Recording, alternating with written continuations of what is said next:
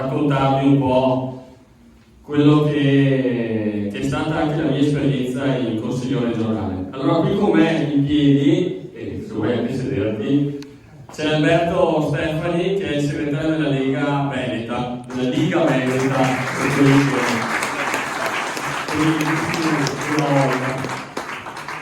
E poi insieme con me c'è anche il consigliere regionale Giovanni Pupatto, che è un amico che ho voluto venire a trovare. Ovviamente saluto Jessica Masini, il nostro sindaco.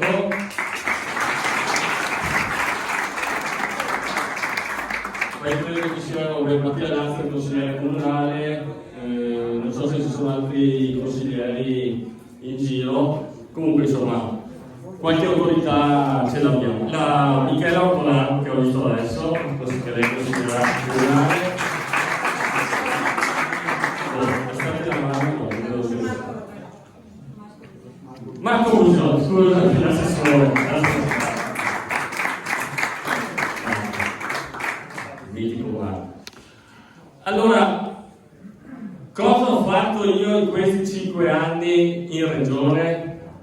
Adesso state seduti perché ho 10 ore da raccontarvi quello che ho fatto. Allora, no, cercherò di essere molto sintetico. Allora, io sono stato in questi 5 anni componente di 3 commissioni: Commissione Agricoltura, Attività Produttive, Caccia, Pesca, Commissione seconda Urbanistica, Lavori Pubblici, Ambiente, Cave e tutto quello che riguarda, diciamo, il mondo dell'ambiente, diciamolo così in generale, e sono stato vicepresidente di una 4ª commissione che si occupa della legalità, della verifica dell'applicazione delle leggi in Consiglio regionale e delle iniziative a contrasto della criminalità. Ma poi magari vi darò anche due spunti su questa cosa alla quale sono particolarmente appassionato.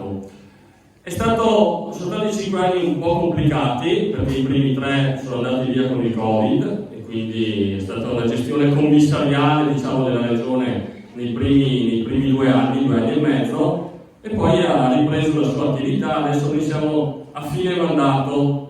Entro il 23 novembre ci saranno le elezioni, quindi tutti quelli che chiedono ma chi sarà il presidente, tutto questo dibattito, state tranquilli. A fine novembre ci sarà un nuovo presidente della regione, una giunta e un consiglio regionale, e quindi adesso la politica sta facendo la sua parte, individuerà i soggetti, una parte li ha già individuati, e noi come centrodestra vedremo cosa succederà.